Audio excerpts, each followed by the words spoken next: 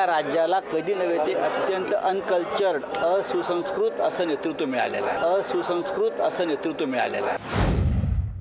पार्कवर जनतेने तडीपार केलेल्या नेत्याची सभा झाली असं मुख्यमंत्र्यांनी टीका केलेली आहे. मुख्यमंत्री काय बोलतात त्याच्याकडे फार गांभीर्याने घ्यायची गरज नाही.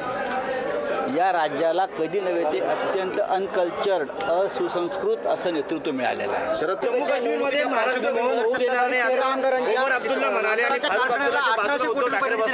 मुख्यमंत्र्यांनी केले. असं अब्दुल्ला म्हटल्याचं मला आठवत नाही. फारुख अब्दुल्ला ओमर अब्दुल्लांचं महाराष्ट्राशी अत्यंत जवळचं नातं आहे.